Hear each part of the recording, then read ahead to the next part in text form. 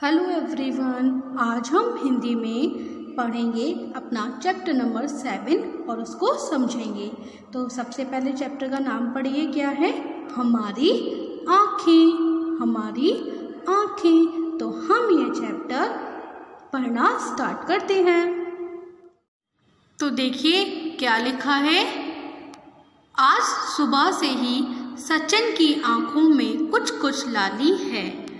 क्या है? आज सुबह से ही क्या हुआ, एक सचिन लड़का था, उसकी आँखों में कुछ कुछ लाली है। यानी कि कभी कभी होता है ना, हमारी आँखों में लाल लाल सा हो जाता है, लाली लाली सी आ जाती है ना, लाली बोलते हैं। लाल लाल हो जाती है जब हमारी आँख, तो हम उसको बोलते हैं लाली। तो आज सुबह से ही क्या हुआ, सचिन की आँखों में लाली आ गई। वह पूरी तरह से आँखें खोल भी नहीं पा रहा। वह पूरी तरह से अपनी आंखें खोल भी नहीं पा रहा। उसकी आंखों से पानी भी बह रहा। उसकी आंखों से क्या हुआ, पानी भी बह रहा था। उसकी माँ उसे नेत्र विशेषज्ञ, नेत्र विशेषज्ञ, देखिए क्या लिखा है, नेत्र विशेषज्ञ, इसको बोलते हैं डॉक्टर, आंखों के डॉक्टर। तो नेत्र विशेषज्ञ बोलेंगे आंखों के डॉक्टर को के पास ले जाती हैं। क्या हुआ, आज सुबह से ही सचिन की आंखों में कुछ कुछ लाली आ गई थी और वह पूरी तरह से आंखें भी नहीं खोल पा रहा था। उसकी आंखों से पानी भी बह रहा था। तो उसकी माँ ने क्या कहा, उसकी माँ उसे डॉक्टर के पास ले गई। ठीक, अब देखिए क्या हुआ। सचिन और नेत्र विशेषज्ञ की बातचीत इस प्रकार हुई। यानी कि सचिन और डॉक्टर की बातचीत क्या हुई, पढ़ते हैं। सचिन यानी सचिन बोला, डॉक्टर साहब मेरी आंखों से पानी क्यों आ रहा है? सचिन ने डॉक्टर से बोला, डॉक्टर साहब मेरी आंखों से पानी क्यों आ रहा है? डॉक्टर ने आंसर दिया, हमारी आंखों की पलकों, हमारी आंखों की पलकों, पलक होती है ना, हमारी आँख जिससे ढकी हुई होती हैं। देखिए जब आप अपनी आँख बंद करते हैं तो जो हमारी पलक होती है वो, देखिए अब हम पढ़ते हैं, सचिन और नेत्र विशेषज्ञ की बातचीत इस प्रकार होती है। यानी कि सचिन और डॉक्टर की बात क्या हुई वो हम पढ़ते हैं। सचिन बोला, डॉक्टर साहब मेरी आंखों से पानी क्यों आ रहा है? सचिन की आंख लाल पड़ रही थी और वो अपनी आंख खोल भी नहीं पा रहा था और उसकी आंखों से पानी बह रहा था। तो सचिन ने डॉक्टर से बोला, डॉक्टर साहब मेरी आंखों से पानी क्यों आ रहा है? डॉक्टर बोले, हमारी आंखों की जो पलक के भीतर पानी निकालने वाली एक ग्रंथि होती है। जो हमारी आँख होती है, आँख की जो पलक होती है, पलक किसको बोलते हैं? जो हमारे आँखों की ऊपर की सतह होती है, जब हम अपनी आँख बंद करते हैं तब जो हमारी आँख बंद हो जाती है, जिससे बंद होती है उसको बोलते हैं पलक। तो हमारी आँखों की पलकों के भीतर पानी निकालने वाली एक ग्रंथि होती है, ग्रंथि बोलते हैं नली को। तो हमारी आँखों की पलकों के भीतर पानी निकालने वाली एक ग्रंथि होती है। ग्रंथि किसको बोलते हैं? नली को। जब हमारी आँख में कुछ गिर जाता है तब उस ग्रंथि से पानी निकलने लगता है।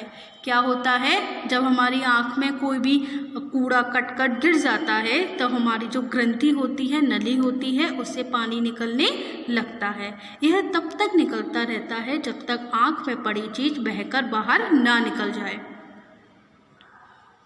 ये कब तक निकलता है? जब तक जो हमारी आँख में पड़ी हुई चीज़ बहकर बाहर ना निकल जाए। समझ में आया आपको?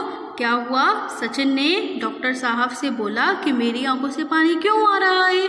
तो डॉक्टर बोले, जो हमारी पलक होती है उसके भीतर पानी निकालने वाली एक नली होती है। क्या होता है? नली होती है। जब हमारी आँख में कुछ गिर जाता है तो उस नली से पानी बहता रहता है। ये तब तक निकलता रहता है जब तक आँख में पड़ी चीज़ बहकर बाहर ना आ जाए। ठीक, फिर से सचिन ने कुछ बोला। सचिन बोला, डॉक्टर साहब क्या ग्रंथि से पानी केवल तभी निकलता है जब कोई चीज़ आँख में गिर जाती है? सचिन डॉक्टर से क्या बोला? डॉक्टर साहब, क्या ग्रंथि से पानी केवल तभी निकलता है जब कोई चीज़ आँख में गिर जाती है? ठीक, तो डॉक्टर ने क्या उत्तर दिया, क्या आंसर दिया? नहीं, इस ग्रंथि से जरा जरा सा पानी हर समय निकलता रहता है। जो हमारी पलकों के भीतर एक पानी निकलने वाली नली होती है, ग्रंथि होती है, उसमें से जरा जरा सा पानी हर समय निकलता रहता है। ठीक, इससे क्या होता है? आंखें गीली रहती हैं। आप लोगों ने भी देखा होगा, आप लोग बार बार अपनी आंखों को पोंछते रहते हो, है ना, पानी निकलने लगता है बार बार। तो इस ग्रंथि से जरा जरा सा पानी हर समय निकलता रहता है। क्यों निकलता है?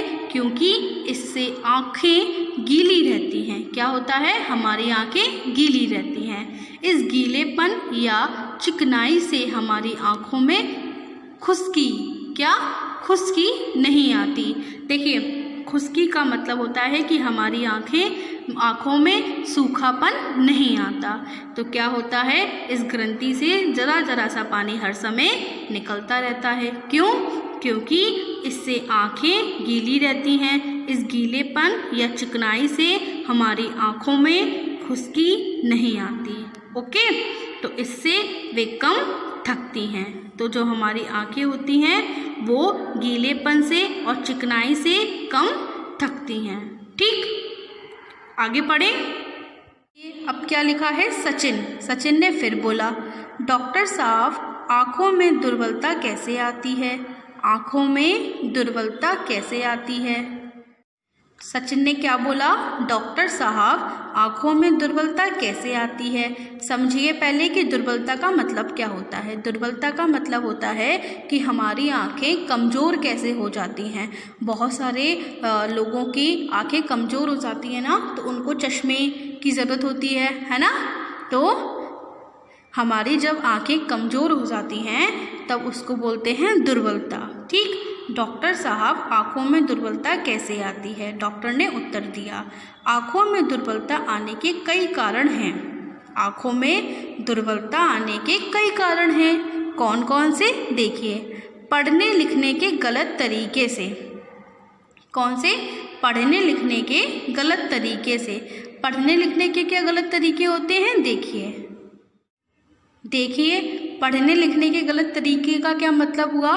पढ़ने लिखने के गलत तरीके का मतलब ये हुआ कि आप अपनी बुक को बहुत पास में आकर, बहुत नज़दीक में आकर पढ़ते हो ना, झुककर पढ़ते हो। ये सारे गलत तरीके हैं। आपको दूर बैठकर और पुस्तक को नीचे रखकर, जो आपकी बुक है उसको नीचे रखकर फिर पढ़ना चाहिए। ठीक, और देखिए, टेलीविज़न देखते समय बहुत निकट बैठने या लेटकर देखने में आँखों में दुर्बलता आती है। देखिए, टेलीविज़न का मतलब होता है टीवी। अगर आप टीवी देखते समय बहुत पास में बैठ जाते हो, टीवी के बहुत पास में बैठ जाते हो और लेटकर भी देखते हो, तो इसमें क्या होता है? आँखों में कमजोरी आ जाती है। क्या आ जाती है? दुर्बलता आ जाती है। ठीक, देखिए क्या लिखा है? धूप, धूल और धुएं से भी आँखों में दुर्बलता आती है।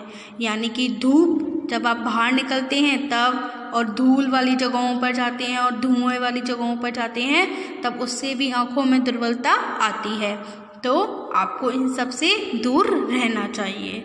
देखिए, फिर पढ़ते हैं। सचिन, पढ़ने लिखने का गलत ढंग क्या है? क्या पूछा सचिन ने फिर से कि पढ़ने लिखने का गलत ढंग क्या है? देखिए, सचिन ने डॉक्टर साहब से क्या पूछा कि डॉक्टर साहब, पढ़ने लिखने का गलत ढंग क्या है? मैंने अभी आपको बताया था, फिर से देखिए। डॉक्टर साहब ने उत्तर दिया, कई बच्चे पुस्तक को आंखों के बहुत निकट लाकर पढ़ते हैं, कुछ बच्चे नीचे झुककर पढ़ते हैं। ये सब गलत ढंग है।